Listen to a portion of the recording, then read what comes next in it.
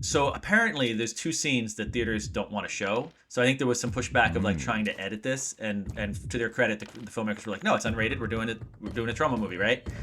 My understanding is there's two moments. One is known as the butt guts scene. So use your imagination, but I'm assuming somebody goes up and pulls guts out from an area we don't usually pull guts out from. Okay. That's just my guess. And then full the other one, full frontal of the Toxic Avenger. Yes, apparently Wait, there's no. monster dong. Apparently he hangs dong. Now, Wow. obviously it's prosthetic dong, but apparently he hangs dong for one scene for some need to put out a fire with his urine or do something with it. I think his urine's like acid, so he's gonna do something to like maybe he even pees on a bad guy. I don't know. There's like two scenes. One of them involves hanging dong, and one of them involves. But like guts. this is the end, right? There's Ticket like purchased. giant devil dong Angels on. as well. You know, like a walk yeah. hard. There's like full frontal, a bunch kind of mocking the nudity that usually happens with women in films. Yeah, but I don't remember in Walk Hard when somebody whipped out their dick, peed on somebody else, and disintegrated them with their acid urine. Now, I'm not saying that's what happens. I haven't seen this movie, but I think it's going to be more in that vein. I don't think it's just here's my dick. I think it's more than that. I feel like that's more interesting. It's art that has been promoted. I like how Evan thinks I'm the one holding this movie back. I'm the one that's been anti the hanging dong. This is where you cut to the graphic of Martin Scorsese. If he's sitting in a chair, he's like absolute cinema.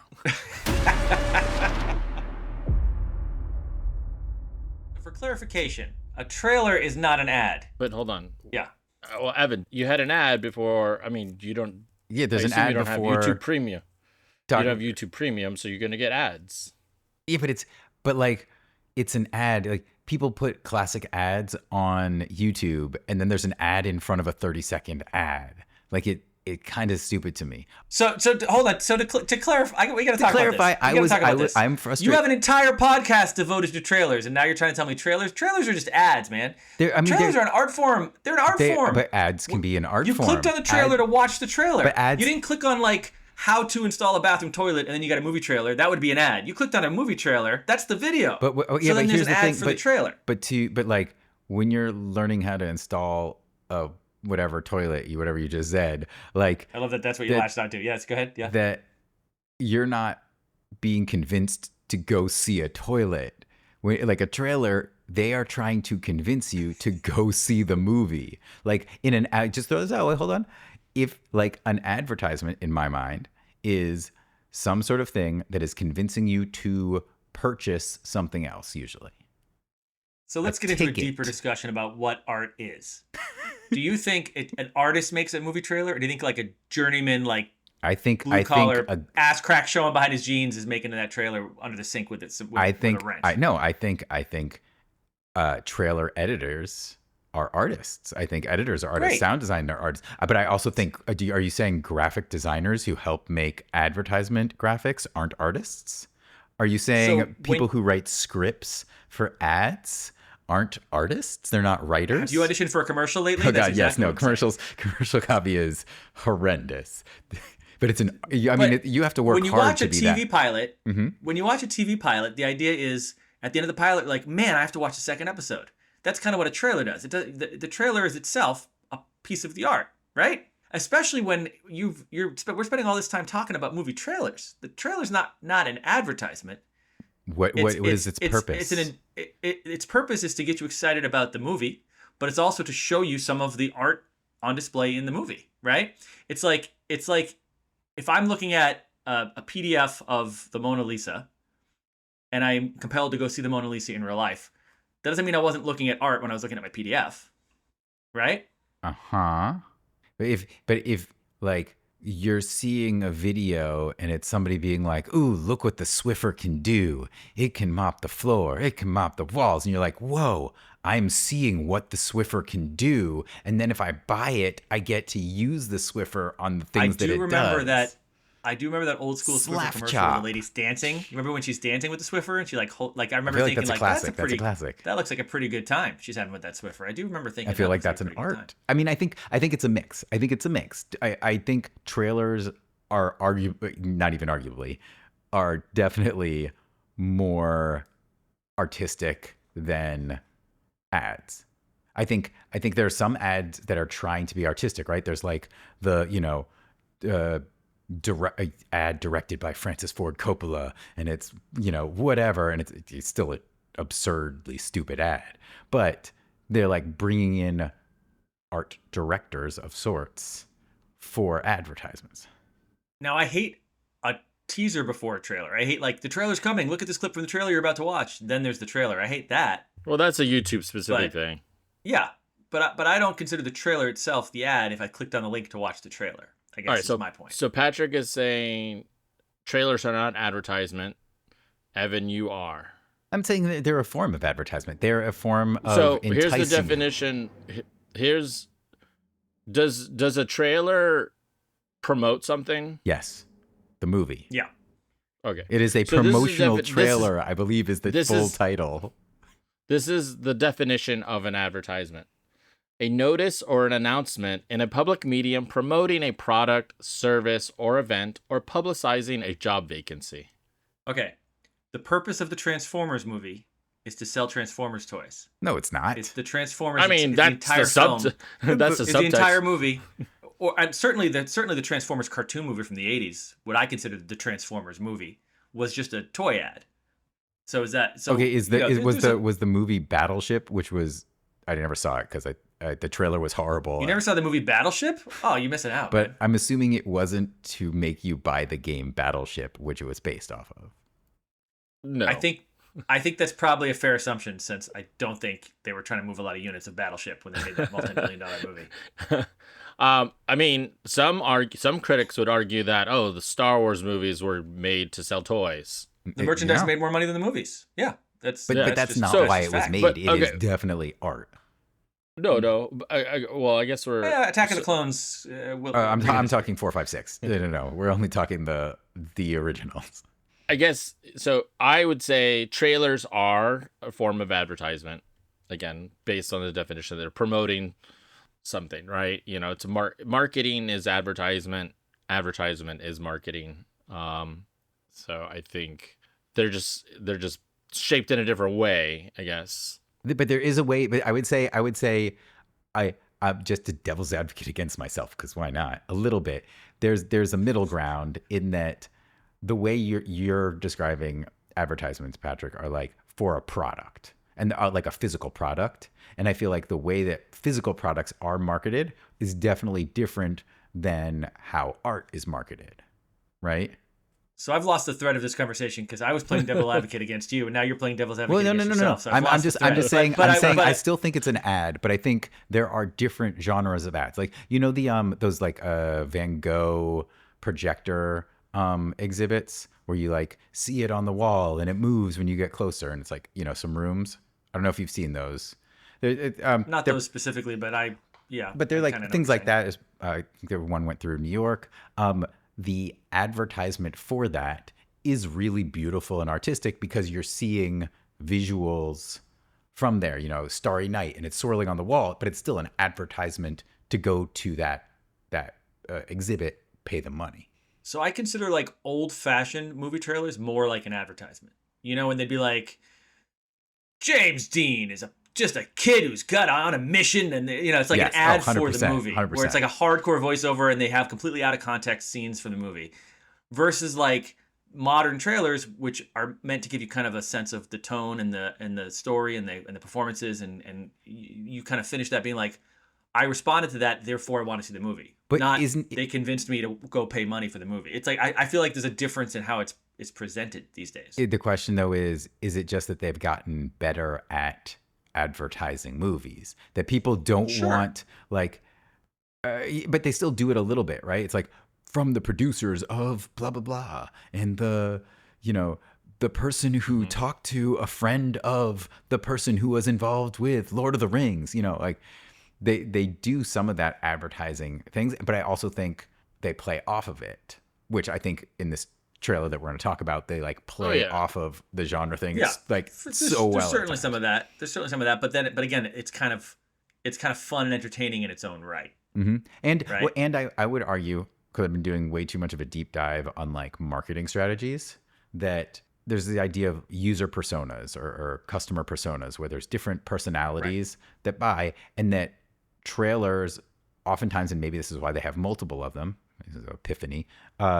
They're aimed at certain user personas, like the one we're going to talk about, like Toxic Avenger, definitely aimed at a certain type of person, and that is advertising, like aiming for a target audience. They were like, our target user is somebody whose last movie was Dune Part 1. That's the only person we're interested in chasing with this marketing. That was their entire strategy. For the new listeners here, Evan's last theatrical experience was Dune Part 1.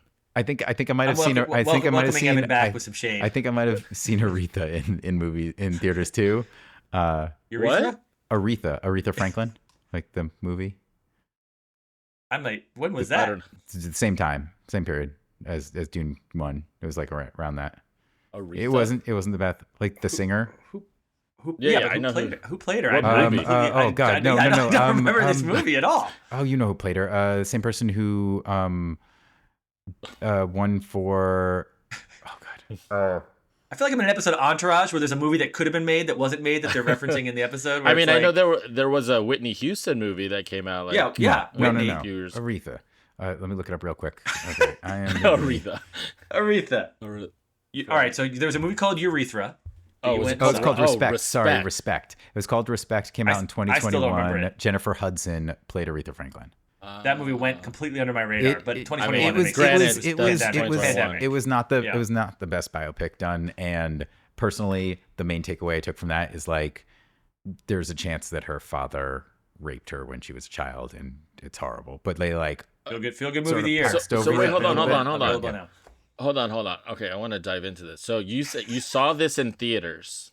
I saw that, and but I was at the time I was on the nomination committee for the SAG Awards, so I just got invites to all these things with the actors. Okay, it wasn't like you saw the trailer and you're like, "Yep." No.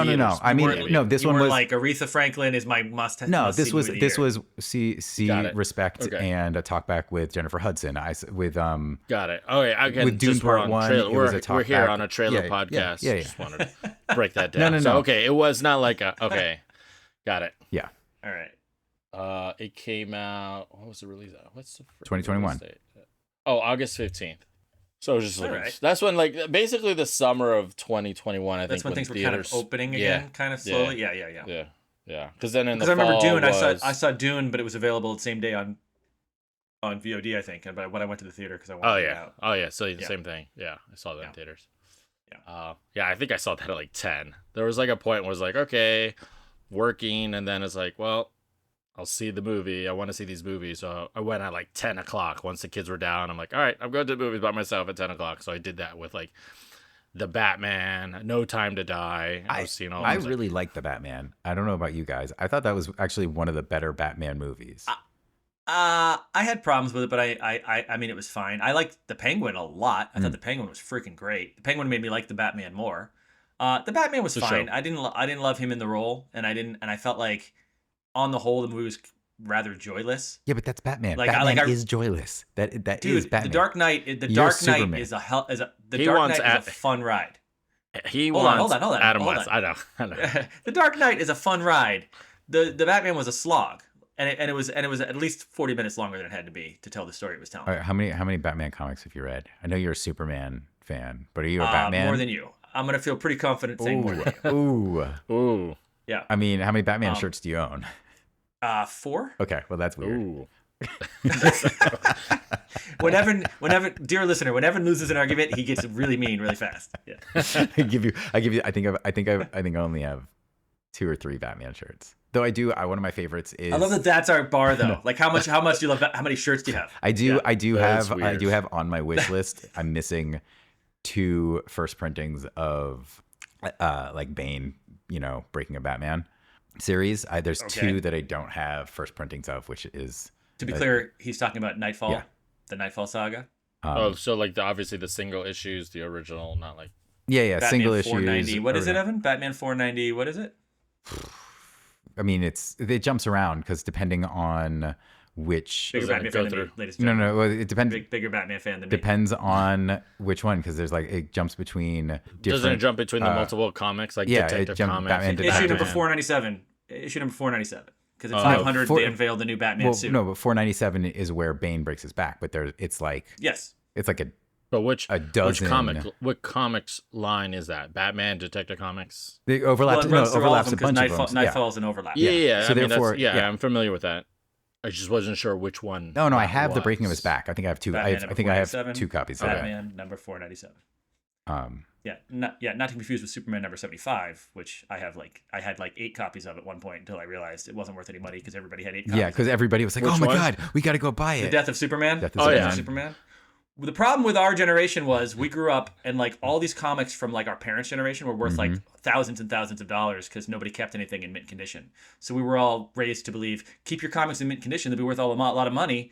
And everybody did that. Did you ever collect baseball cards? Well, no, it wasn't that. It was just everything was overprinted in the 90s. Well, it's both. They printed a ton because there was demand for it, but it's because everybody wanted to save these things that would be valuable. And so like even first printings of these comics, there's hundreds and hundreds and thousands of them out there in mint condition. I so had, like they're not worth like a 1996 Topps baseball card packet that when I was really young, I was like, I'm going to not open this and it'll be worth so much money in the future. And then like, that's the time period in which none of those cards are worth anything. Well, it depends like on if who I put it that is. money, I mean, the like $3 it could be a in the Jeter bank. rookie. He was a bum. That could be worth He was a money. bum. That guy was a bum. He was overrated. But yeah, it's select stuff depending on the player. But yeah, everything was just overprinted. Trading cards and comics. Kind of like Marvel superhero movies now. Ooh, shots fired. Shots fired. Shall we jump into this? Yeah, so many movies have come out since we talked last, you guys. So many movies. Angel saw it. Weapons, I'm jealous. I'm going to try to see it this week. Yeah. I'm going to try to see Nobody 2. I'm a big fan of Nobody. Nobody was great, right? I saw Fan 4. I saw Naked Gun. I actually thoroughly enjoyed the Naked Gun movie. Did you end up seeing it, Ange? No, I'm going to try to see it maybe tomorrow. I don't know. I got to see. This week's been wacky because the kids have been at camp and Josie's camp has ended at 3. And that's usually like early afternoon is my prime time to go to the movies by myself, but that scheduling didn't work out. So, but I think the big one. Oh yeah, only one movie that really matters. I was intentionally leaving one off the list there. Yeah, I think the big one that we have to talk about, and it's been a running point of discussion in the last handful of episodes with Patrick, is Superman. Oh, was there a Superman movie that came out this year? I will say I highly enjoyed the like minor huff on, I think it was an Instagram post for this podcast where people were like, "Why are you ragging on the dog? The CGI dog, yeah. like he's the best thing." Like Patrick F you, got chewed out. It was Man, amazing. I can only express my point of view, right? I think there was one or two diehard dog fans. People called you a dickhead.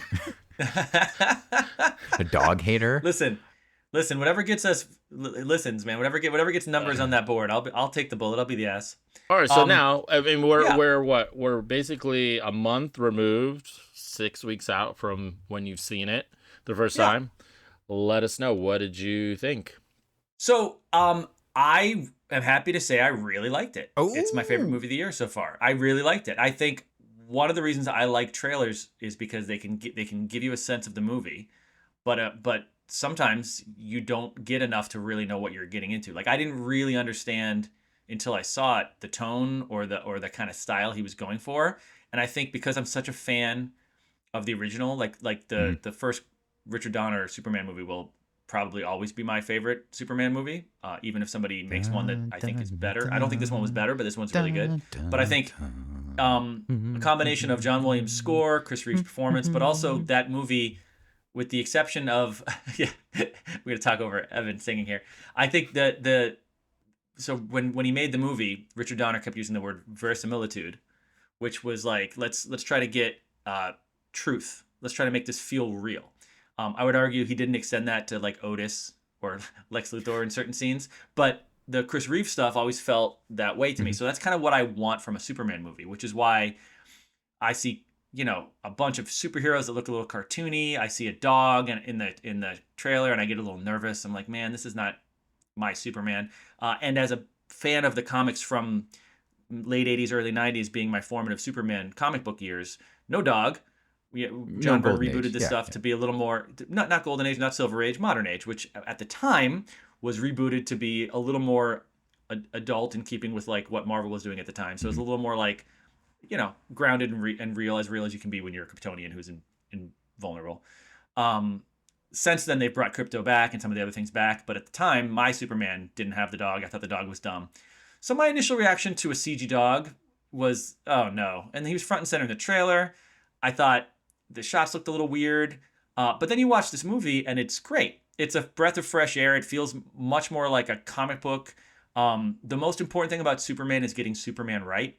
I think they did that. I think Corn Sweat is great in the role. I feel like we're not going to get deep into spoilers on this podcast. I don't think. But there's a moment where Lois says to Superman, and I don't think this is a spoiler, Evan. This is who Superman is. But she says, "You think everyone you meet is beautiful," and basically what she's saying is deserving of kindness and help. Yeah. And that's who Superman is. And that's not a Superman that I saw in any of the Zack Snyder movies, which is one of my big problems with those movies. That always felt like a Superman that didn't want to be here. That was like, oh, you guys, I'm burdened with this great responsibility and this power, right? With great power comes great responsibility is Spider-Man shtick. I have the weight of the world on my shoulders is Batman shtick. Superman is just happy to be here. He's a friend.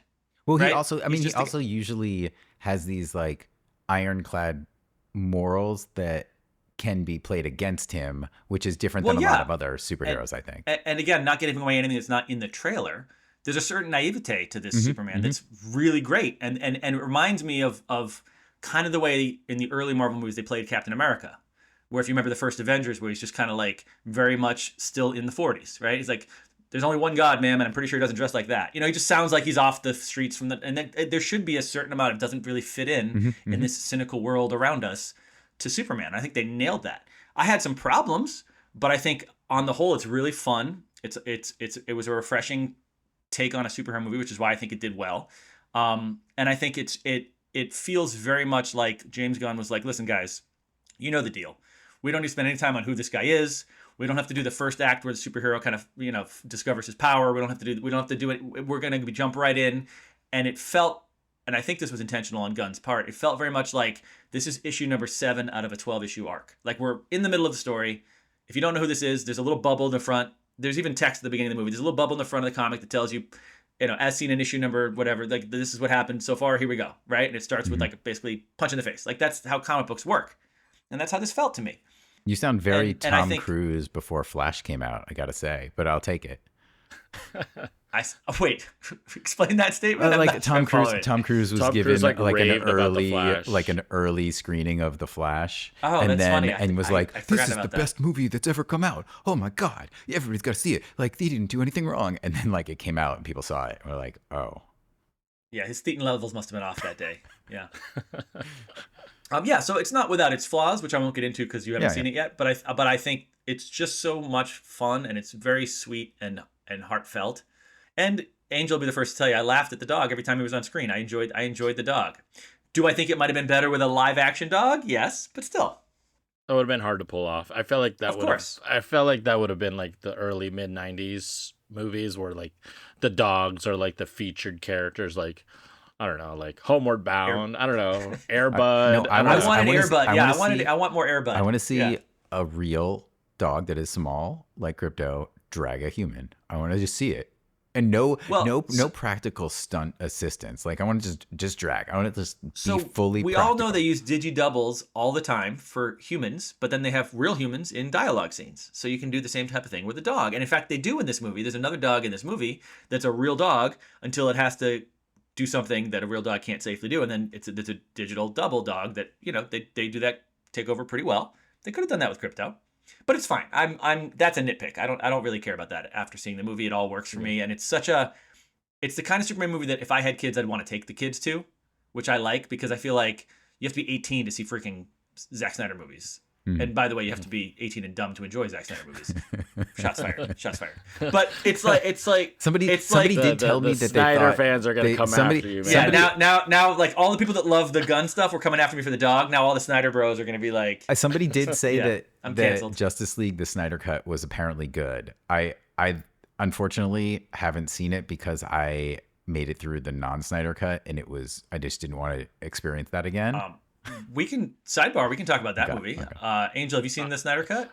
I have not, and I honestly have not seen the other cut either. The other cut, the only good part is one line from I'm Flash. Still just funny. Like, I will want tell to you that, just yeah. because I want to just because it's out there and I'm like, all right, let me just see.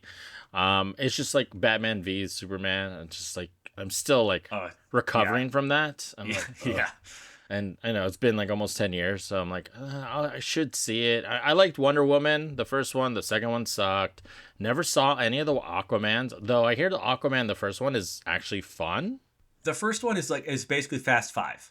It's completely Mm-hmm. dumb and stupid, but entertaining. Yep. You know? Yeah, that's what I would see that, but I just haven't. I saw Shazam. We saw that together. I think that was okay. Shazam 2 I liked as the well. first You Shazam. saw this Shazam 2, which was so No, bad. no, Oh the god, second Shazam. Shazam was I was not a fan of Shazam 1. Shazam 2. Oof. But the thing with the Snyder Cut, the Snyder Cut is noticeably better than Whedon's theatrical cut, but it's also like, almost 4 hours long, and there's like scenes literally where Lois Lane is carrying a cup of coffee. Like that's the scene. And it's in the Zack Snyder slow motion with the raindrops. And you're like, dude, this is like a 10-minute walk outside the coffee shop scene that I don't need. And there's a scene where like Aquaman's swimming away and this girl from this village is like singing some Nordic song to him. And it's like, it goes for like 10 minutes. It's basically his extended Lord of the Rings cut, but it's also like, there's not enough here for that level of time to be taken on one scene. What's crazy is like Warner Brothers gave him like another $25 million to finish. I know. And it's insane. And it's crazy because it was like, there was such a demand for it, but you were like, dude, who are these people that are asking for this? And no one's ever going to listen to them. But then they were listened to. So now you think like there's agency for all these like fans to be like, reshoot the last Game of Thrones season. It sucked. Redo it. There's all these fan petitions, and they're like, they got the Snyder cut. So, but I will say like it is noticeably better. And if you watch, which I can't probably do without killing myself, but if you watch Man of Steel, the extended Batman v Superman, and then the Snyder cut of it does feel like he had a vision that he executed. Not a vision I particularly liked or wanted to see, but at least it feels like he's cohesively doing his storytelling. Like the original Whedon cut was really weird. It was like, it was a real Frankenstein's monster where none of it worked. That Cavill mustache removal was so freaking funny and obvious that it was just really like no part of that movie worked. And the Snyder cut, I actually think it's better than Batman v Superman by a lot. It's not as good as Man of Steel, just because I do think there is some good stuff in Man of Steel, and the movie's not 9 hours long, so you don't lose your whole life when you sit down to watch it. Is there? I forget. Is there an extended or director's cut of Batman v Superman? Yeah, there's an Ultimate Edition or whatever. That's longer, and it flushes out Luthor's story, which is. But it's is it rated? Is it rated R too? I think it's unrated. Okay. Because there's some the full Snyder frontal cut rated Luthor. R? No, PG-13. Oh, okay. Oh, actually, that's not true. The Snyder cut might be unrated too. Okay. Should we jump into the episode? First off, welcome back, Evan. Thank you. Yes. Thank you. Yeah, you've been Daddy Part 2. Yes. MIA for, let me see, 6 or 7 episodes. I mean, two and a half months. My well, to be fair, I don't think he was MIA. I think we knew where he was. I was there. I mean, yeah. No, Evan, I've been led to believe the second child makes life much easier. Is that true? Has that been your experience? That it's a kind of a cakewalk? I will say, Walk in the park? No problem? at least in my experience, even though like the thing you don't talk about, like parents don't talk about. I mean, there's a lot of things parents don't talk about to people who have not had a kid, but like one of them is the like babies are gassy, but they're like not physiologically. They don't understand how to deal with gas, like having gas, either burping or farting or pooping, and so they can get like really colicky because they're discomforted. Other than dealing with that, the thing where people are like, "Oh my God, 2 is so much more." I haven't really experienced that. It's like you just learn from the first one and then just do it again, and it's just like, oh, there's already one here. So you know what? I'm gonna give it a try. You're making parenting sound easy. You should just jump in with 2. Yeah, jump in with 2. Go right to twins. So Evan, we've missed you on the last 8 episodes. Yeah. Patrick's been holding down the fort over the last 8 episodes, and did you listen to any of the episodes? Hear us kind of BS it? I heard. Anything catch your ear on what we kind of gabbed about? I'm like a little bit sleep deprived. So there was what was the episode where you both crapped on the movie, and I was like, oh, good. I didn't need to see it. I did talk to somebody last weekend who listened to the Let Me In episode and then saw the movie. Let me. Oh, sorry, no, sorry. Bring Her Back. Bring Her Back. Sorry, yeah. Bring Her Back. The Bring Her Back episode, and then saw it, and she's a big horror fan, and was like, that movie was so good. It was like, I've never covered my eyes and screamed at the same time. Like, I'm like, that sounds horrible. That movie was very disturbing. I recommend it. Definitely check it out. All right, so Evan, I wanted to kind of just quickly kind of see where you're at with, the previous 22 episodes. Yeah. That we've gone through and rated. So I'm curious. I went back and logged like what your ratings were, and I kind of want to see like. So here's something I've learned about myself. First, when you have two kids and one being really young, the opportunity to go see a movie in the theater is like close to nil, unless you can like get a babysitter and it's a date night. And so I'm sort of. We just talked about how easy it was. I thought I'm mixing up. It didn't say it was. What's the messaging here? It's about getting out of the house, especially in the times. So I'm locked into sort of the streaming services I have access to. So the ones that have like come out and have been on the streaming services. So like the easy ones for me are Netflix and Amazon Prime. I do have HBO Max, but HBO Max. I have HBO Max, but mooching off someone. Yeah, no, that you've totally paid full I've price. definitely for. paid Don't full come price after him, for HBO Max. Don't come after him, HBO but Max. I only have it on one. I only have it on my projector, and I have to like fire that up, and it's not as easy as like on my iPad. The movie star problems here. I can only drive in my Bentley. I can't. Of the ones that we've reviewed, I think so Mickey 17. All right, so hold on. I got this list here. Hold on. Well, I mean, you obviously, the majority of your ratings have been Stream It for, and I don't know which ones are like on streaming. That's okay. But the majority have been streaming. Mm-hmm. So start from the top. I've not seen Companion yet. I've not. What's it again? Companion is available but it's on HBO. HBO Max. That's my next one. I'm watching on HBO. Because you said you would stream it. Yeah. Mission Impossible, you said it would see it in theaters. I just noted that the chance of me making it to a theater is like okay. As soon as Mission Impossible comes on streaming, I'd watch it. All right, that's gonna be on Paramount Plus for probably 4 months, so that's gonna be the exclusive there. I gotta get Paramount Plus. Okay. Sinners, you said you would stream it. Is it on? Where is it? Is it on streaming? Because I definitely would watch that. I've been like trying to avoid. It's on HBO Max right now. It's on HBO Max now. Okay. Then I'm not gonna watch Companion first. I'm watching Sinners before Companion. Okay, cool. All right, excellent. Superman, you said theaters. I really wish I could. Again, I'll see a previous statement of me not making it to theaters. Like if you make it to theaters for anything, it's Superman. Let's do it. I'll fly to New York. Let's do it this weekend. It's a yes or no here, Evan. I've not. This is basically like we're on the when it becomes. I've not. This is but okay. But I have not been to the theater. Imagine since this being a congressional Dune hearing and Respect. So anytime you say, "Did I see it in theaters?" Since I have not been to a theater. So it's a congressional hearing, so you should just say I do not recall at this time. The fifth. Yeah. No, it's a yes. It's a yes or no at this time. I definitely yes or no. Okay, will. So no on Superman. Sell all of my assets. I definitely will not do insider trading. I believe in stare decisis. I would not vote against something that the court has already decided on. Stop filibustering. Filibustering. All right. All right. Novocaine, you said you would stream it. Where is it? Yes or no? Is it streaming? Is it streaming yet? Wait, hold on. Is the purpose of this? Hold on. If it's not streaming, I have to interject. There's a fundamental flaw here.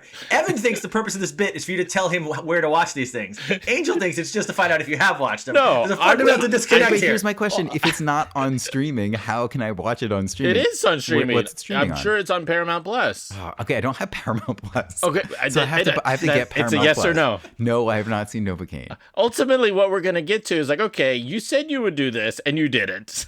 I thought the whole premise of this podcast was a bet where people that don't do what they say owe money. Right?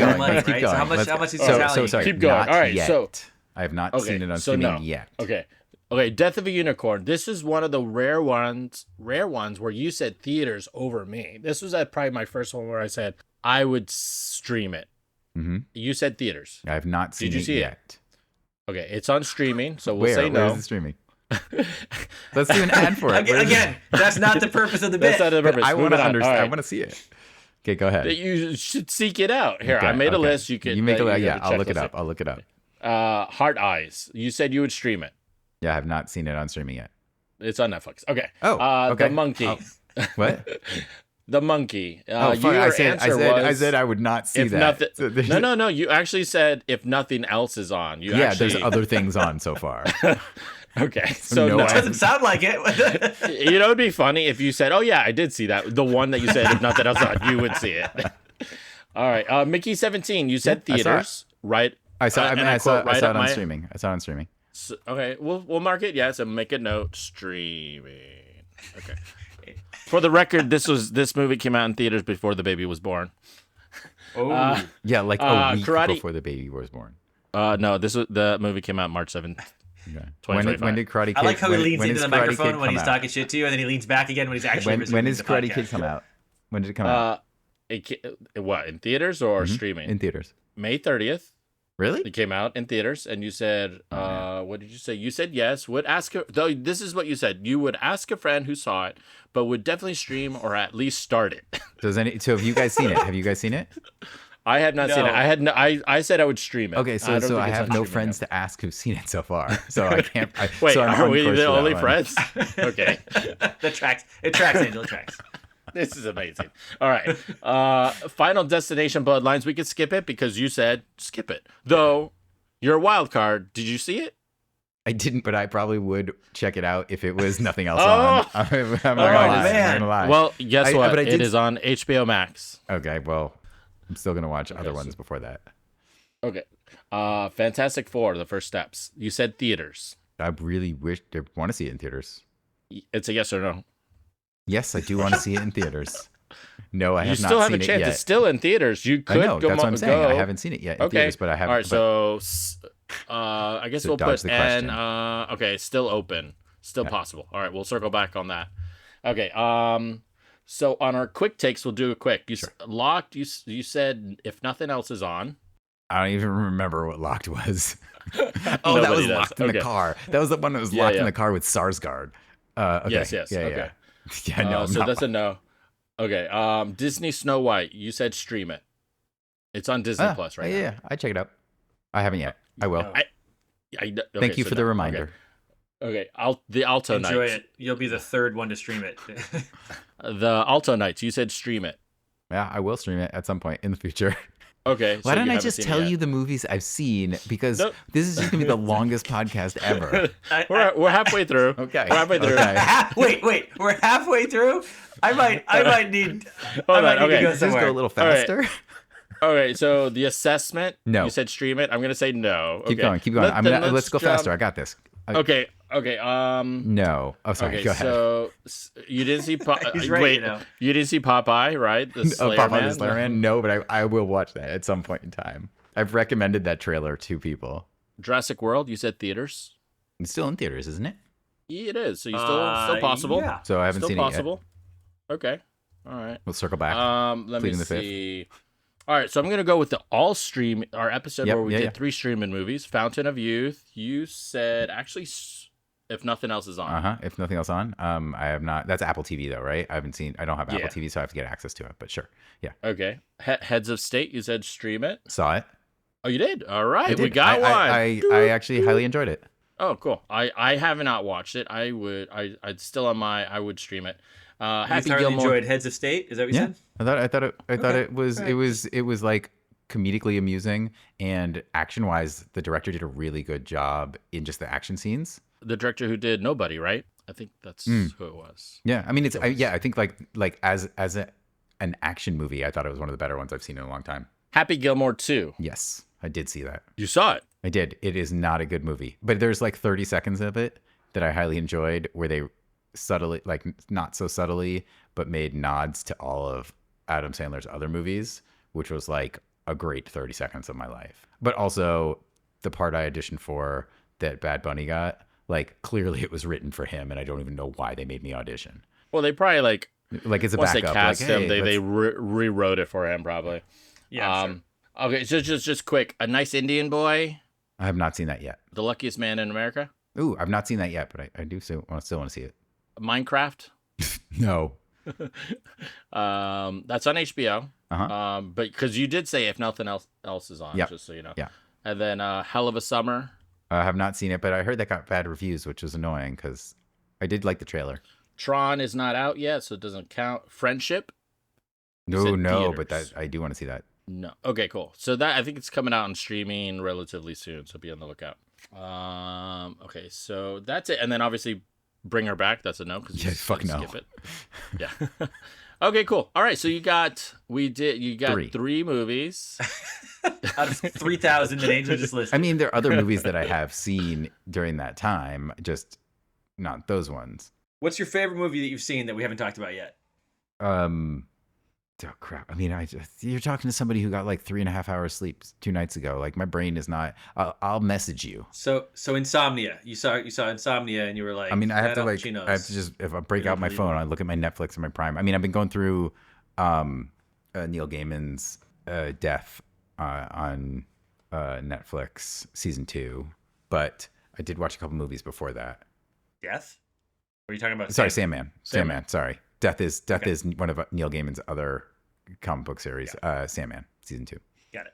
All right. Well, I guess the exercise was I obviously wanted to see where you're at on. You just wanted to call me out. It's cool. It's cool. Well, here's the thing. I'm just trying to I guess audience are probably wondering hey, Evan says he would see this, but he doesn't. But he's seen Triple X and I don't all right, I'm just trying to It's the things. Yeah. If you gave me a list of which ones are on Netflix and Amazon Prime, I'd probably go through all of them. That list is available. It's on the internet. Yeah, but I guess the thing is, if you're really interested in the movies, you would seek it out. I guess that's effort. That man, I gotta. After we record this, I gotta go pack a school lunch. I've got to record voiceover, 2 voiceover auditions. I'm not even gonna sleep tonight. So Angel, every Friday, spend 4 or 5 hours to curate a list of what new streaming movies there are for Evan, and just email it. I'll get ChatGPT. What's actually kind of cool is on the Apple TV app, if you search a movie, it will show you if it's available, what app it has. Yeah. I have a Shield TV Pro and same thing. Okay. Yeah, the Android system. I usually use Just Watch. It's an app or it's a website that I just pull up on my phone, and it tells you wherever it is. I bet it tells you when it's coming if it's not out yet. I bet I could prompt ChatGPT to look up our podcast and then based off of those tell me where they are. And then it would be half of it would be completely wrong. It would be all wrong and the links would be inaccurate but it would seem like it knew what it was talking about. So not only do you not have enough energy to look up these movies, you don't have enough energy to prompt AI to look up these movies for you. No, I would. I feel like that's the low lift. All right. Let's get into dive in. Do the intro. See if you can remember how to do the intro. Welcome to Trailer Teardowns. Possibly 45 minutes into the podcast already.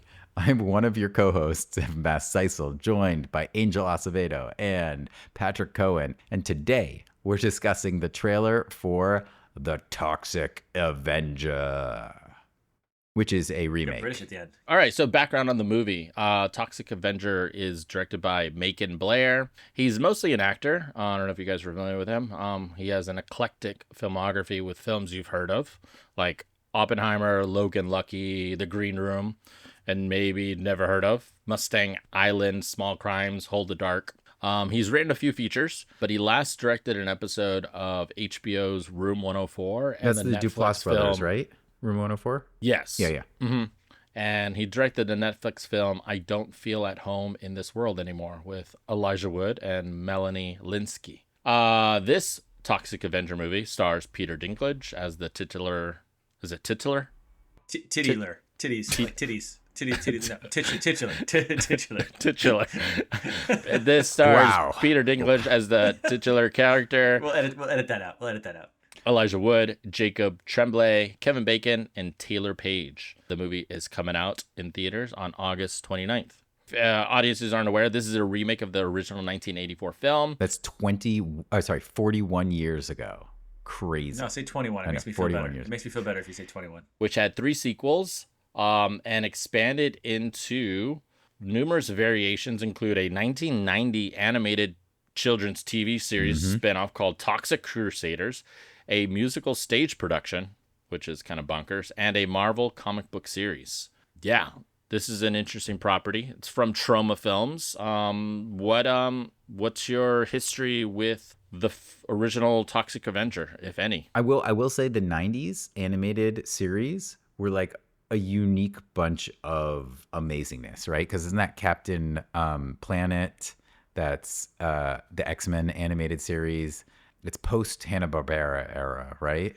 But Yes. like Yeah. sort of the new I don't know, edition of animated series that kind of push the buttons a little bit. I feel like late 90s also HBO had like Spawn the animated series and Max the animated series. Yeah, Max was on MTV, I think, right? And Eon Flux. Yeah. Eon Flux. Yeah, the two of But them. The two of them were on MTV. but like really pushing the bounds, which like I think I saw Toxic Crusaders episodes. I don't know if I saw the original movie. I feel like it was more the animated series probably, since the movie is a bit before my watching movie times. Probably more adult content than the age that anywhere close to when it came out. Yeah. Patrick, That you saw it that's in your pretty fair. 20s? I saw it. I saw it in my teens. I didn't see it when I was a little kid, but I certainly remember the animated show. It came out. There was like the height of turtle power, right? Yes. So it was like Ninja Turtles, and everybody was like, "What property do we have that has mutants and gross things?" Because they're selling. So I'm sure Lloyd Kaufman got a nice bag full of money to lend the Toxic Avenger to a Saturday morning cartoon. And they made toys too. I had a friend that had like a couple of the toys. It was the Toxic Crusaders were like Toxie and a bunch of other similarly afflicted toxic waste people that were like fighting crime.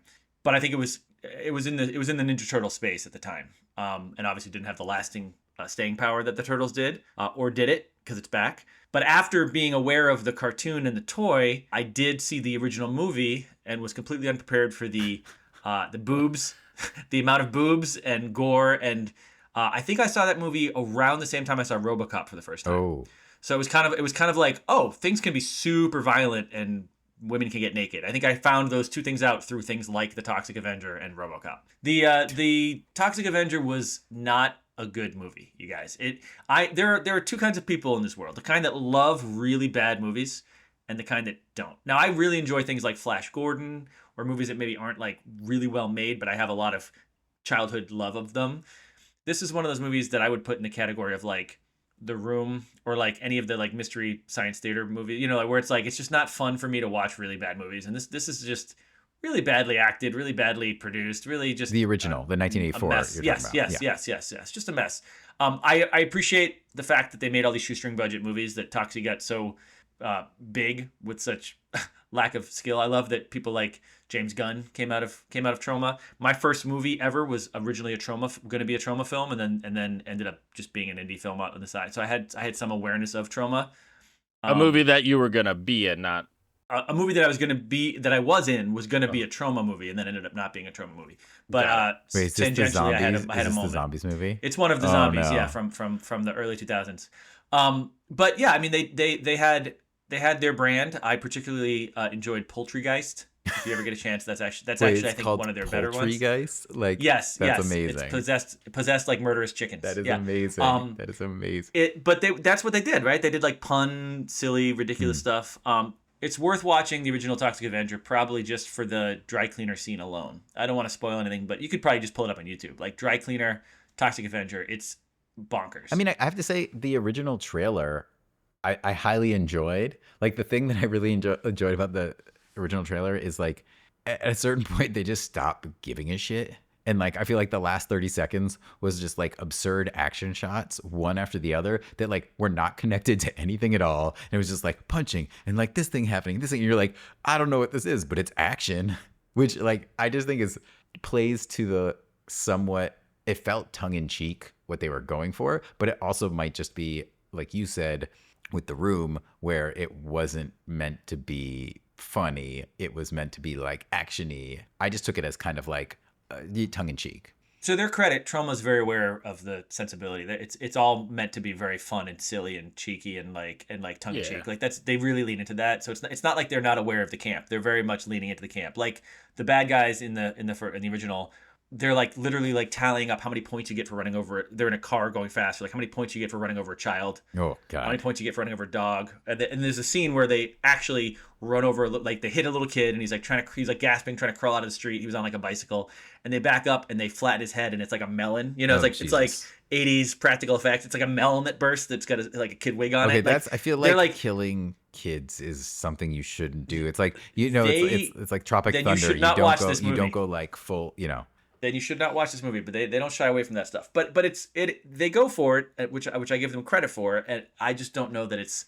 I don't think I would sit down and be like, I need to watch the original Toxic Avenger again because of all the nostalgia. It's like, I got through it. it. I mean, it's a schlocky movie. I mean, it's made to shock you. Yeah. You know, it is totally of its time, but just it's extremely gratuitous. I've never seen it. I've seen clips and things, and I don't think I've ever seen a trauma film. It's just the 80s movies, like the slashers, those like, or even like sex comedies like your Porky's, your Meatballs. Those are like fun and schlocky, but like this, I feel like kind of like goes a little overboard. I did watch the original trailer, and it's a really good trailer. I like the fact that they keep Toxic Avenger sort of like, you don't really see a really good shot of him. It's either he's in wide shots or there's quick cuts, but like they really keep him a secret, which I thought was good. And then like, yeah, Evan, they just like throw in every action shot, car flip, car chase, gunshot, things like that. Just, you know, that's selling point. And, you know, you could look at that, like compare that to today's trailers. It's like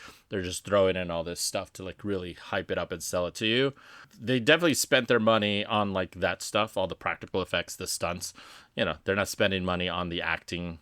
You know, That's for sure. And so, and that was their stick. Trauma was like that. They were low budget B horror filmmakers, and there was an audience for that. And I think they, you know, for the stuff that they made, they probably made their money back because they didn't spend a lot of money. This was their biggest movie by far, and if you count, I mean, I don't know what kind of deal he made, but if you count all the sequels and the merchandise and everything else, I mean, I'm sure, yeah. But I think the people that really enjoy these movies enjoy them not in spite of, but because of the bad acting and the unprofessionalism. Like there are people that enjoy that kind of viewing, right? Wow. No, it's true. Like some people, like they laugh at how bad the actor is in the scene where she's, or, you know, the actress tries to scream and it's so bad, it's laughably bad how bad she is at it, and that's part of the enjoyment. And you see that stuff even in like, you know, like even Friday the 13th movies that like. Yeah, there's some really just cheesy parts that people just like laugh at it. Like the one good one that's I like that is the final chapter with Crispin Glover. There's just like this scene where they're like having a house party and he just breaks into this like ridiculous dance and it's just like, what is going on? And like I don't know, and there's like obviously gratuitous moments like the twins. I think that movie had the twin girls and they like just they walk up to there's a lake and they just start stripping. It's all like gratuitous and all that. Well, that's I mean at the time that's what stuff I mean. here. It's still probably not just that time, but like that's what sells. You have like nudity and you have a certain population that's like, oh, I gotta watch this because there's a naked person I can see in it. I mean, yes, there's the internet now, but still there's this like weird kind of taboo feel of, oh, there's nudity in movies. I mean, with the like, yeah, it's the sex sells, the violence sells, and you know that's basically the Toxic Avenger and just like over the topness. I kind of want to see it just to experience it, but yeah, it's a specific type of film and all the other films that they made. Yeah. So you want to talk about the now remake? Yes. So Evan, so since you've been out for a while, what did we'll start with you. What stood out? What did you think of the trailer? I actually really enjoyed the trailer. I thought after what was really nice is I watched it right after. Well, I watched it, but then I watched the original 1984 trailer and then rewatched it, and it was really cool to see the nods that they clearly did to the original in this remake in like a new kind of way.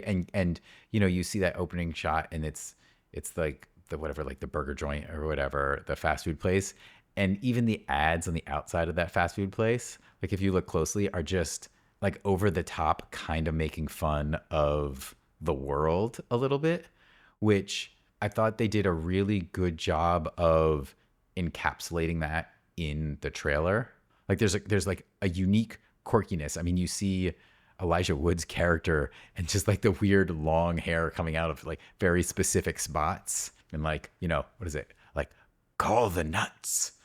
it's just so weird, but they leaned into it so much that it was like kind of a nod, it felt like, to the Troma films, this like almost slapstick graphic violence. Like it's so over the top that I really enjoyed it.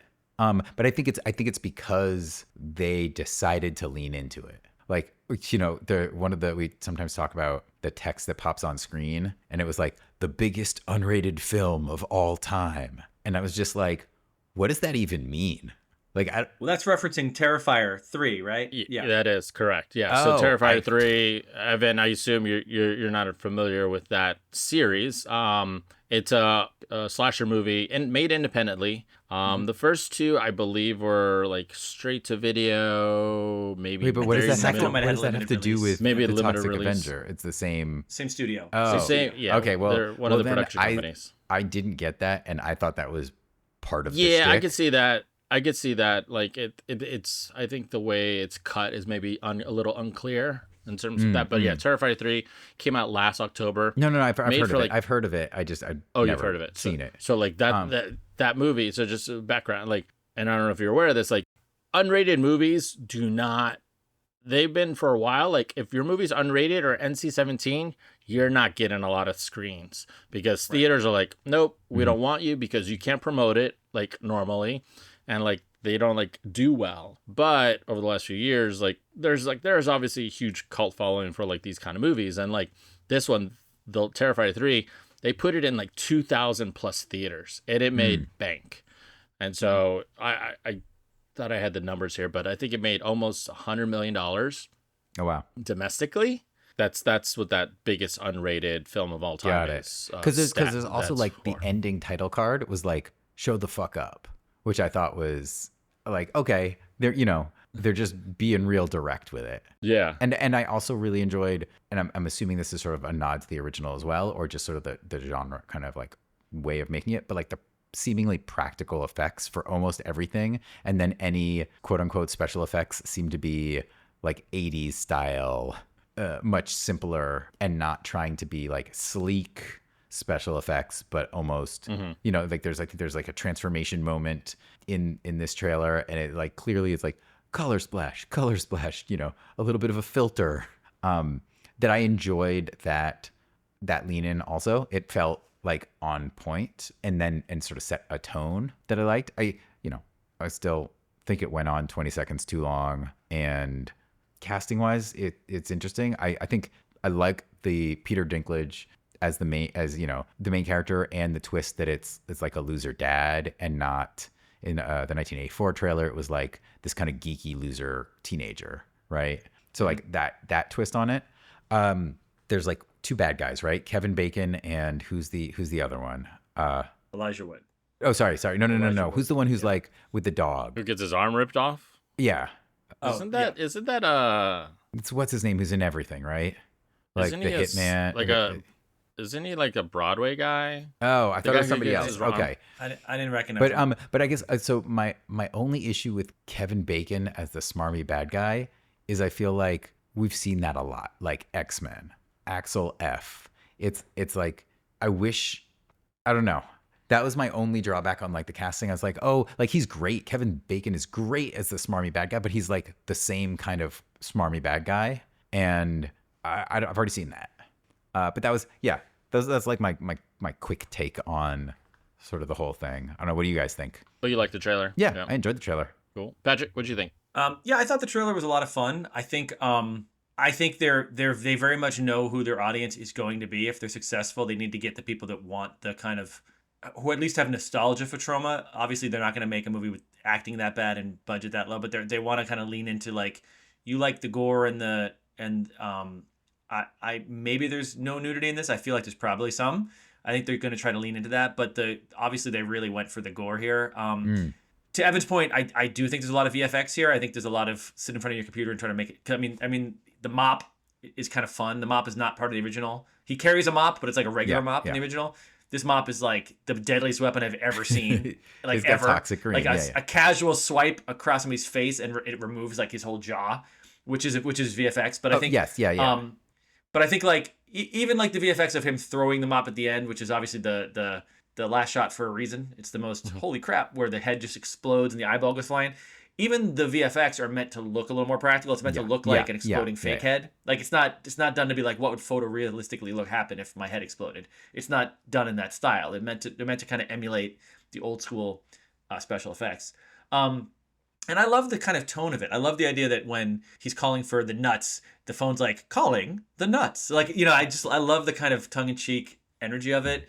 Like, Peter, I'm just a dude with a mop. You know, like it's like, I think it hits the right notes there. I worry a little bit just because like the opening feels very Deadpool to me. Where it's like, whoa, let's go back and tell the story about how I got to this exciting opening act, right? I feel like we've done that to death in movies recently. I highly enjoy every one of the Deadpools, though. I'm not knocking Deadpools. I just feel like that's a formula that's been used a lot lately. Where it's like, we come in the beginning, but then we're gonna have some fun tongue-in-cheek voiceover come over and tell you how we got here, you know? And I feel like we don't necessarily need that in a story like this. Maybe that's just for the trailer, but I feel like that's how the movie's gonna go. Mm-hmm.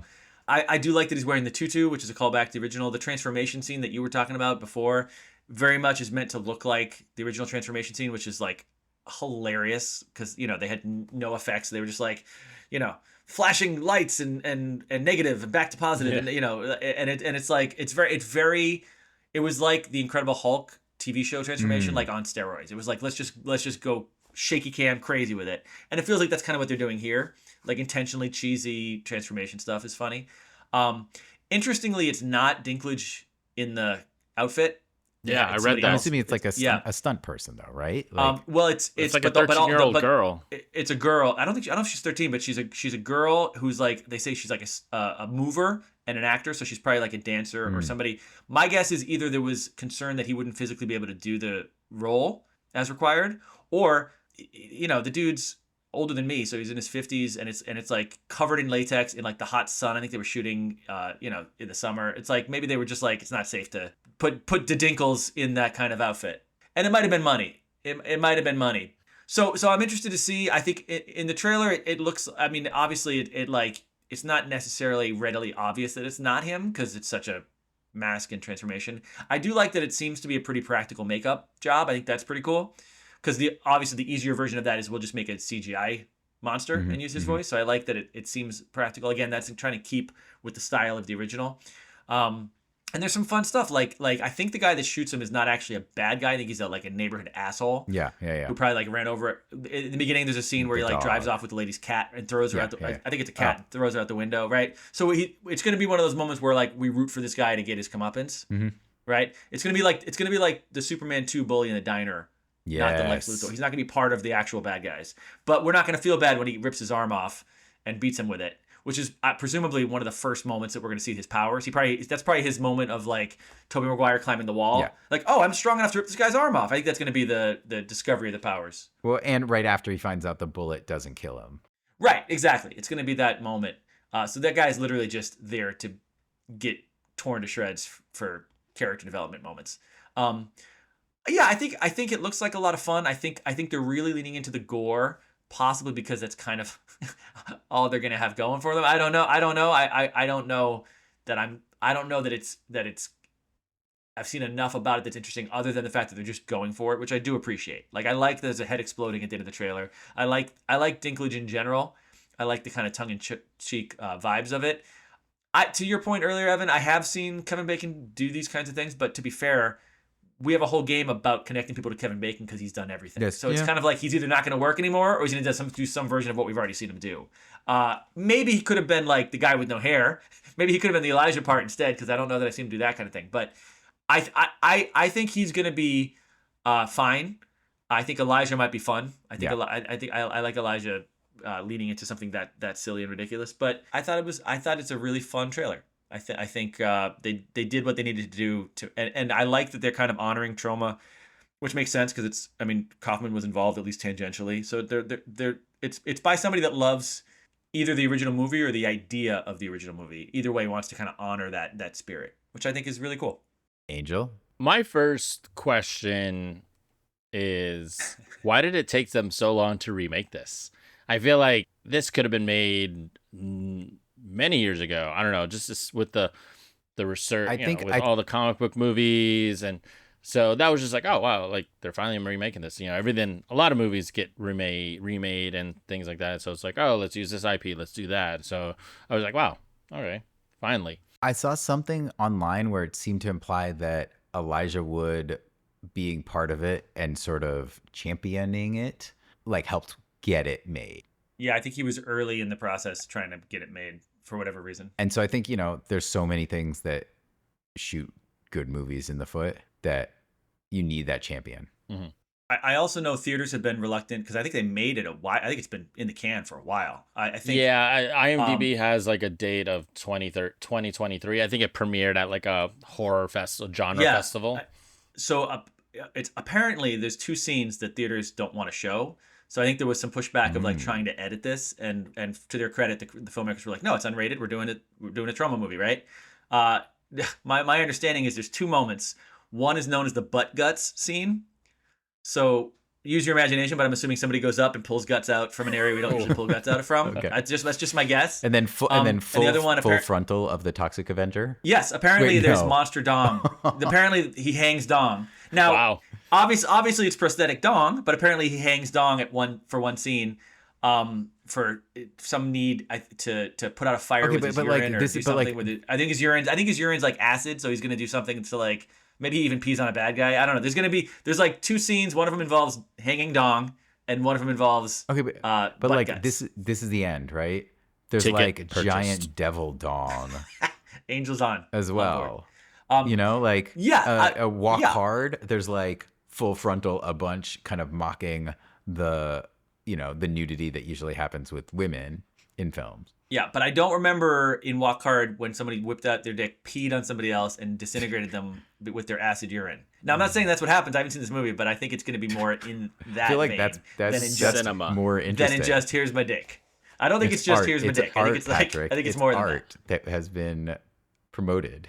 I like how Evan thinks I'm the one holding this movie back. I'm the one that's been anti the hanging dong. This is where you cut to the graphic of I don't know. There's this meme or Martin Scorsese. It's like he's sitting in a chair. He's like absolute cinema. I see that a lot on social. Oh yeah, so that was my question when I first saw it. So my thoughts of the trailer. It's fun. There's a lot of funny moments. I didn't like the structure of it. Kind of like going back to what Patrick talked about, like the flashback of and then it comes back to the present. It kind of like threw the rhythm off for me. I feel like they could have just started the trailer with him like seeing Peter Dinklage in his house, seeing the loser dad do that stuff. That's like though, and I could see the argument against it. I was like, well, that's just kind of like a cliched sort of trailer, but it didn't. The flashback didn't work for me and all that. Especially since like seeing the original trailer, I really like the fact that they hide the Toxic Avenger and you don't see him. This one and the first shot of him in this trailer is just like he's just talking to some guy. I don't know if he's in a junkyard. I don't know what it is. It's just like very sort of, I don't want to say anticlimactic, but just sort of like, I don't know. No, there was no big reveal, and I felt like that was lacking here. And maybe it's because you don't really need that. So I was sort of mixed on that, like the way they sort of constructed this trailer and didn't really hide him, or just like didn't really have like a big reveal of what he looks like. But yeah, I liked all the like the violence, the gags, the over the top graphic violence. It all works. It's funny. There's some funny stuff and over the top performances. Kevin Bacon. It definitely has a look. They definitely, comparing this trailer to like the original, there's just like stylistically, they're so different. And I'd love to see a version where you cut this movie trailer like the original, just like in that style. That would be kind of a fun exercise if someone were to do that, just like in its like the pacing of it and all. And that, I think that would be kind of fun to see. But yeah, they're not shying away that this is a remake. Toxie is back as a big graphic in there. Mm-hmm. It plays very big budget, I think, compared to the original. I feel like, I don't know the numbers on this, but I feel like this budget for this movie probably covers the entire trauma library of all the movies they've ever made. The graphic is very the violence, the splatter stuff is very cartoony, and I think it works. Interesting with the casting of like making Toxic Avenger, not like a big 6-foot guy, and casting Peter Dinklage, and I think that's fun and different. So I think that's kind of cool to make it not full on the same, but just something different there. But yeah, pretty kind of like straightforward there, and obviously it has a lot of the tropes of a movie that's been sort of played at festivals. There's a lot of like those quotes to get people excited for it. But yeah, I think overall the trailer plays fine. I wasn't a big fan of like how they structured it with the flashback. I feel like it just didn't. It was kind of a little uneven there. So I mean, I theorize that maybe, if they're thinking, okay, this is going to make money on streaming and you have to catch people the first 5 minutes. If it's pre-transformation, you might lose people who don't know the IP. So if you start with like, oh, this, Toxic Avenger comes in and you see something and then it's a flashback, that they're enticed to continue watching. I could see that as, unfortunately, like playing to where it's going to, what, platforms it's going to be on kind of look. Yeah, I feel like there's a version of this where you don't change much, but you just start with that whole first scene.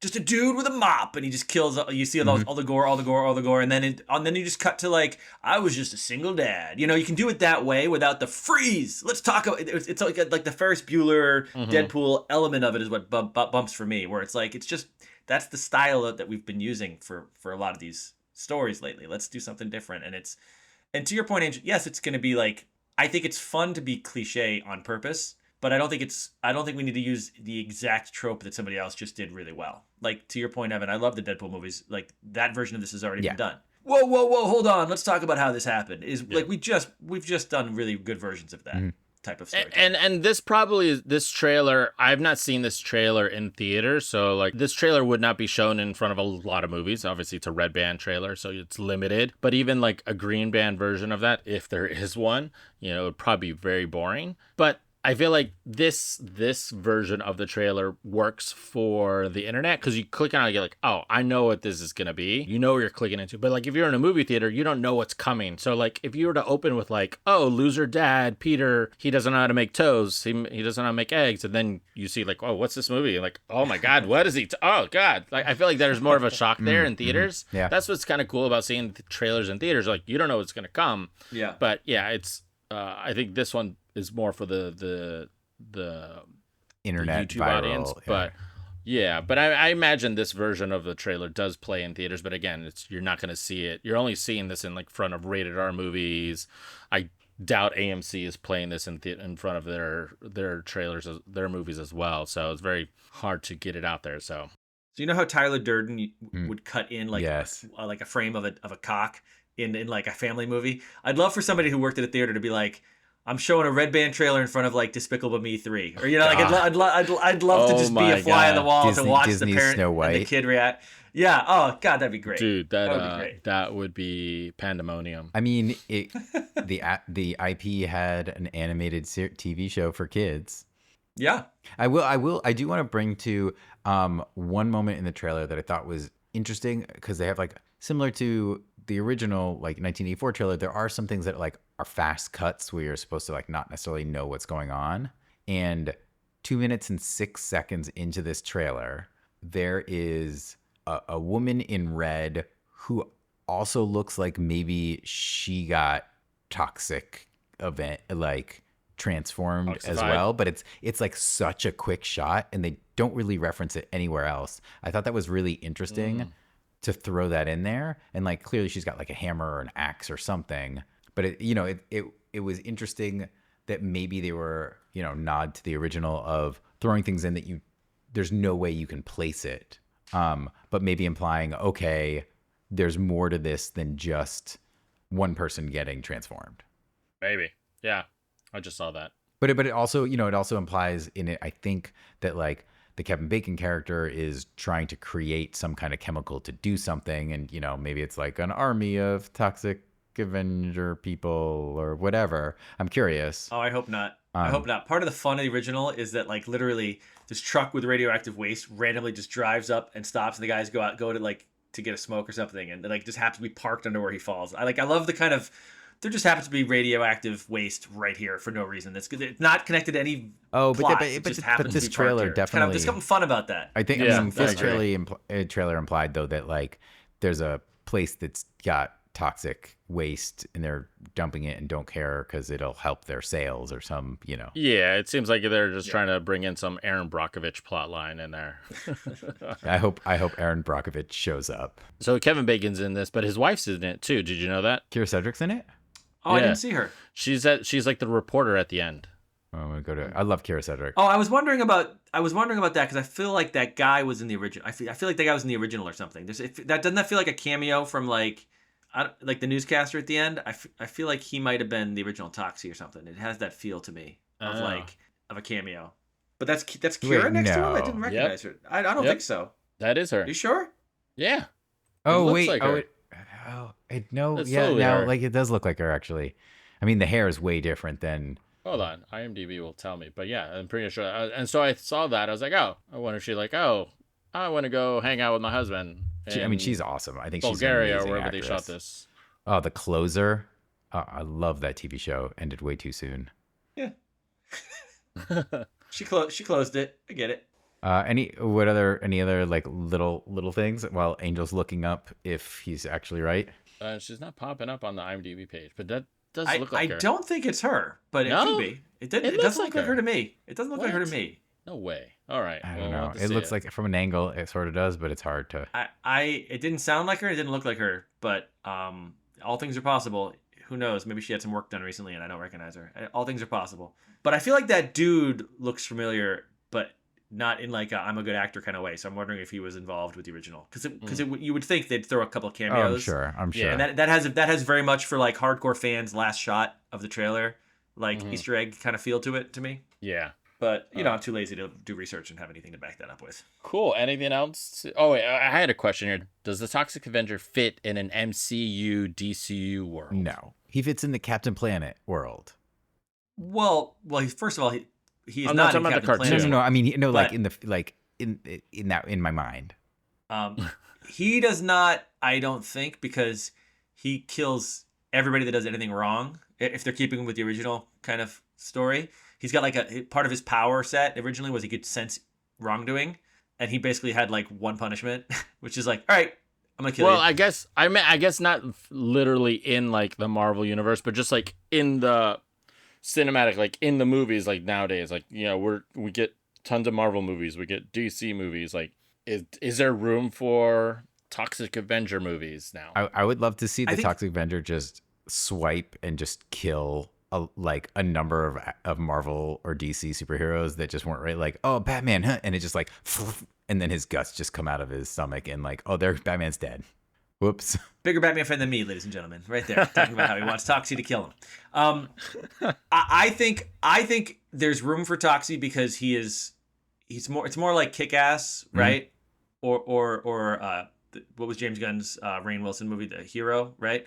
Where it's kind of like it's more of a satire of superheroes.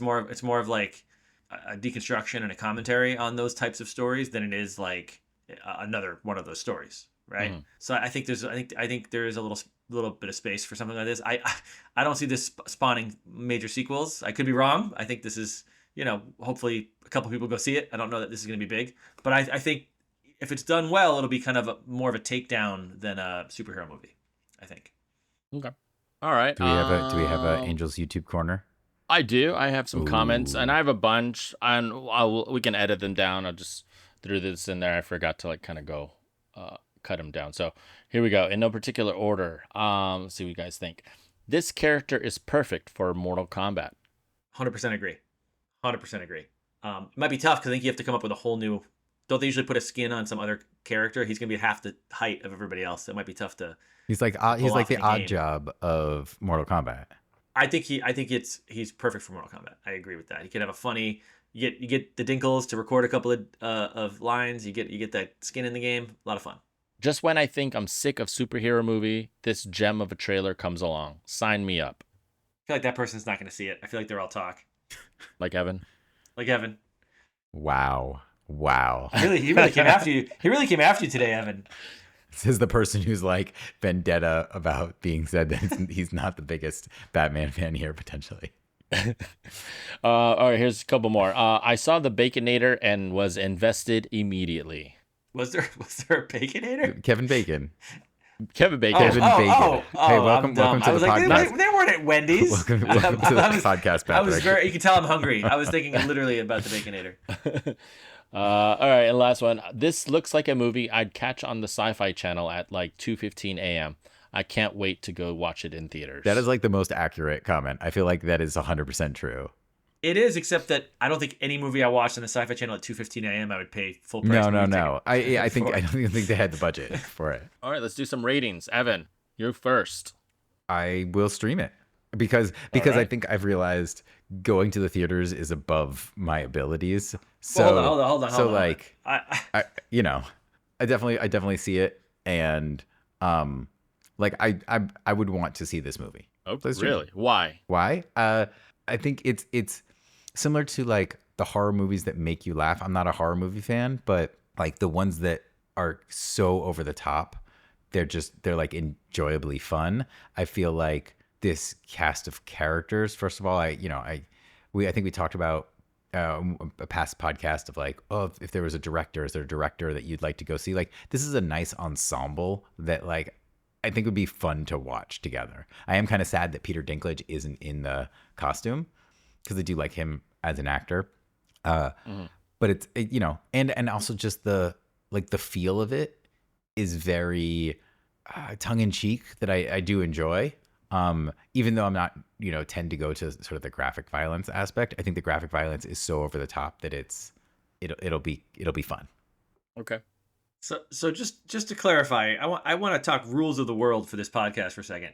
So are we talking about whether logistically you can get to the movie theater, or are we talking about whether you want to see it in the movie theater? I will. Okay, so yeah. Are we talking? Are we gauging your interest in the success of the trailer, or the realities of Evan as a father? What's the premise here of the show? It's both. I would say this isn't a movie that I'd like going to see in the theater would make it that much better. I mean, I think audience would be interesting, but if I had watched it with some other people, I think streaming might be as good. Like, I think this could be a cool one where it's like, hey, invite some friends over and we all get eat some popcorn and watch this and laugh at it together. Because I also think there's a chance that this movie might be that rare one where you like want to pause and just rewatch something.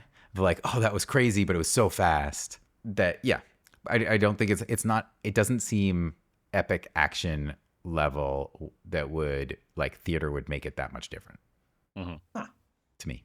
Angel, but you will stream it. Okay. Yeah. Patrick, you go. All right. I'm going to stream it. I think I have interest.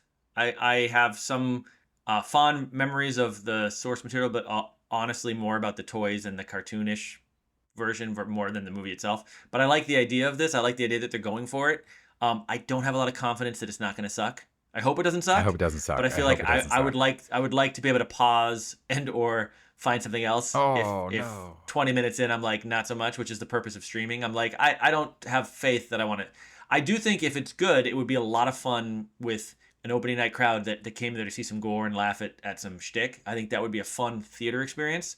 I think there's a really good chance it's going to be not as much fun as that. So I don't have I'm nothing about this is pulling me to the theater. And I think it's a stream for me. And if I love it, I will buy the Toxie toy that I'm sure McFarlane will come out with if it's successful. Angel, how about you, Ange? What do you think, Ange?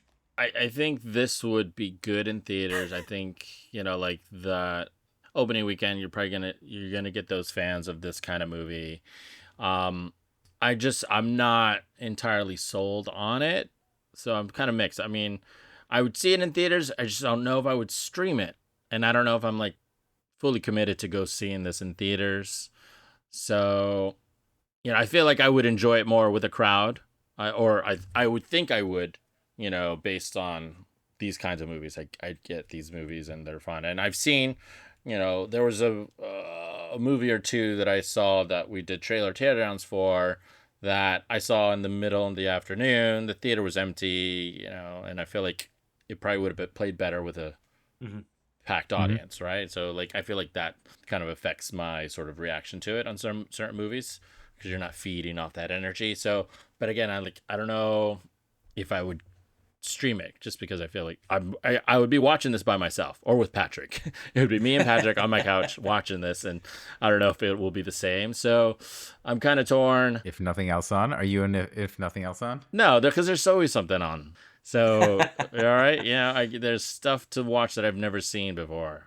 So This is a yes or no question. I mean, it's not, but Oh, Stop get him, stop Evan. dodging. It's your Stop turn, dodging Evan. it. It's your turn, Evan. Get him. So I mean, I for just me, I'm like, just okay. to be clear, I just want to understand. You're between opening night in theaters or hard pass. Is that not at all. No, that's the no. I'm two so- All or choices. nothing, No. baby. Like Vegas. It's like Vegas over here. No, I would see it in, it's either for me in theaters or stream it. I guess. All right, Patrick, let's make a date. Let's stream this. All right. But what if I want to pause it and you're loving it? Then I have the worst of the theater That's experience. fine. And you have You the can't, worst you pause can't of the it. walk experience. away from a movie. Once you start a movie, We can pause you it, should see get it a all the beer way with through. with the refill. I'd stream it. This you also know. could be a movie that you could get high watching and then make it even more enjoyable. Yeah, I mean, similarly, like to Popeye the Slayer Man, like that's not a movie. I said I would stream it. My thing was on that. It was a unique. I said I'd stream it, but with like if I was watching it with like a group of people drinking beers, It'd be like way that better. seems like Yeah. a movie. Oh yeah. Yeah, that would be better. It's like and The Room. This is I sort of watched- like in that. I've seen The Room a couple times. I've probably seen it like 3 times, 4 times. But like the best experience I had was we all got together and there was a bunch of us and we watched like first of all the behind the scenes footage, which is amazing. It's probably the better part of it, like the DVD where they're talking about like the 2 cameras that they filmed on at once, or That's the fact that ridiculous. they ADR'd some of the interviews, and the ADRing of the interviews is just not even matching the mouths. Like it's just bad ADR. Like they could have just recorded them again. But yeah, sorry, I didn't mean to interrupt. But I feel like they're definitely ones that like the group movie is kind of like a cool thing. Yep. Okay, so my final answer, I'd stream it. I don't think I will be catching it in theaters because it probably won't be in theaters for long. And I like to kind of stick to my my vote, right? And Well, but how serious are you about sticking to your vote? If this movie makes like $50 million and people are talking about how freaking great it is, you're going to the theater, right? I mean, if it's one of these movies that are like, holy cow, it's just like it explodes and everyone's like talking about it and raving about it, then maybe you and we have to go see it. No, I just said stream, man. I'm going to stick to my guns. I'm going to stream it. All right. I mean, right now, No, I'll stream it. Yeah. Look at that. Cool. All agreement. We'll all stream it. Maybe we'll do one of those things that was around for like 2 months that all those social media things were trying to do, like the party streaming. Like, oh, you can synchronize with. They still have that? That was like No, it was like pandemic a thing, I think. month or 2 month thing. It was like, oh, this is the cool thing. And you're like, no. Well, so I hope that 8 episodes from now, you guys have me back on and Angel can hold my feet over the fire and ask me if I actually streamed this movie. Did I actually stream this movie? I will run your stats again and see where you've landed. Angel, I will make this promise. In the next week, I will go through every episode that I and list out, put a spreadsheet together of if I said I would stream it, and then I will find Already the did that. source. I will find the I did. source. He's not going to do it. I I'll did. tell you right now, he's not going to do it. He's got 2 kids. He just forgot in this sentence that he has 2 kids. You send me it. I will. No, because I do stream things when I work out. Work out. Or on The way lunch the breaks. filmmakers intended it. Hey, Yeah. man. He's Hey, giving me man, shit for this trying to is- pause a movie and he's sitting over there working out. Here's the thing. Like, I don't. And he watches the movie over 15, 20 minutes over like 5 sessions. Yeah. And gives me shit for Well, pausing. I talking can about having to say, pause a I movie. mean, No, I said you should pause I've the never movie. done that. I mean, I feel like I would do that with like a movie that I've seen before or many times. But like Yeah. for a movie I've never seen before, that's like, I don't know, it'd be hard to do. But to be clear, Patrick, when you said you want to pause it, I thought you meant you were abandoning watching the movie.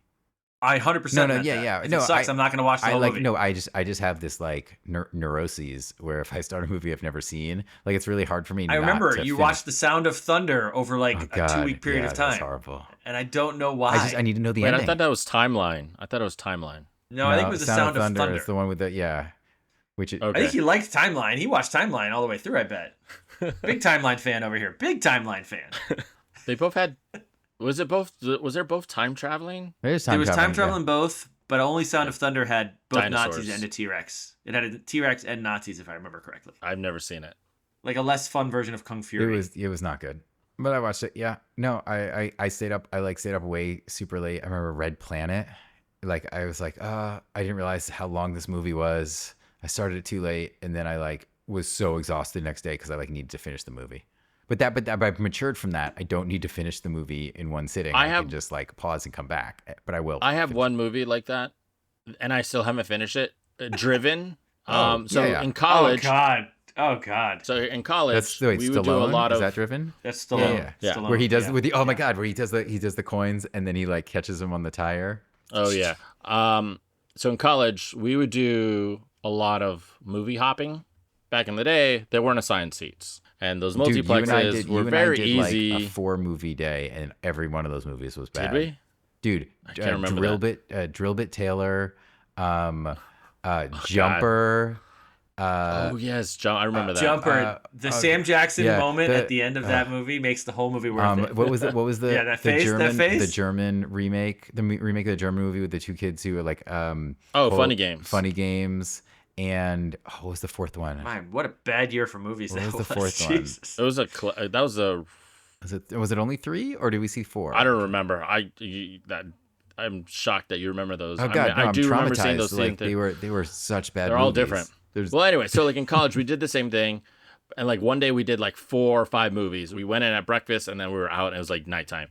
And then we timed them. We're like, okay, this next movie's about to start. Let's go. And so like we didn't want to. So we had to leave Driven to get to the next movie. And so like I have not seen the end of the movie. I don't know who's won the race, and I feel like it could go either way. It could be Stallone as the aging veteran, or because he's the protagonist, or is he lets the rookie kid win. I don't know, and it's been 20 plus years. I still don't know who's won. There's an easy solution for this. No. I appreciate the purity of Angel's problem here. Yeah. He Don't can't tell just me. look it up. He Don't has tell to me. watch it. He has to watch the it. solution is, but you he's can smart watch enough it. to You understand can how watch bad that movie is, and he doesn't want to go back and watch it. Yeah. I appreciate that combination. You just go find the movie and watch it. Like, no, I know. Once you make a choice to watch a movie, but then he has to watch it, which is a terrible punishment to impose on himself. And honestly, like if I see it pop up on Netflix, I might pull an Evan. I'm like, all right, I'm gonna throw this on while I work out, and then focus in on the third act. Love it. It's crazy. That's the one movie. Like, I mean, I'm sure there's other movies that like I started and I just never finished, but like that one really sticks out because like I don't know, it could go either way. I think it took me 3 times to get through Zack Snyder's Justice League to bring this full circle. Oh yeah, wow, that was hard. Cut. That was hard. Just because it was, such a slog. Like even the parts that I was like, that's better than the other one. It's still not good. So I would be like, all right, I can only do about 45 minutes. I got to take a break. Cleanse the palate. I'll come back to it tomorrow. I have a weird one, which I started and intended to watch all the way through and had to come back to it twice. And it was Once Upon a Time in Hollywood. Oddly, like I just was not the biggest fan of that. I mean, in retrospect, I'm like appreciating it more. But when I was first watching it, was just like insanely long feeling, and I was not getting it. I mean, that third act ending, I like highly enjoyed, but I didn't necessarily know all the history that like was being changed and things like that. So I'm a fan of that one. I enjoyed that movie a lot. Anyway, this is going to be the longest podcast episode ever, so we got to wrap this up with. It's gonna come down to 30 minutes. We have the ability. Yeah, we can edit. Oh, sweet. It. So 5 minutes. it'll still be an hour and 15 minutes long. So well, an hour of it was Angel giving you a hard time. So that's probably. Well, we'll have to do the congressional hearing section as a standalone. As a separate episode. If you've made it this far in the podcast, congratulations, because you must really like this podcast. All 18 of you. No. So if you like this, first time listening, please subscribe. Vote in a poll. Are you seeing this movie? Tell your friends. Tell your movie, enemies. if you forgot already, it's the TOXIC Avenger. Yeah, the movie's the TOXIC Avenger. It's not. You almost forgot. What are we here for? Yes, and we're here every time you look at the internet. Good one. What a totally smooth way to say that. Thank you for. Yeah, rolls right off the tongue. Thank you for listening. Oh, wait, we'll also thank Patrick for filling in on the last 8 episodes. But Patrick, we're gonna have you back a lot. So thank you for enhancing your presence and thank you for having me. It's been a lot of fun. I enjoyed it a lot. I'll be happy to come back as a guest, but I leave it back in your very capable hands. Those were big shoes to fill. So welcome back, Evan. Thank you for acknowledging my really large feet.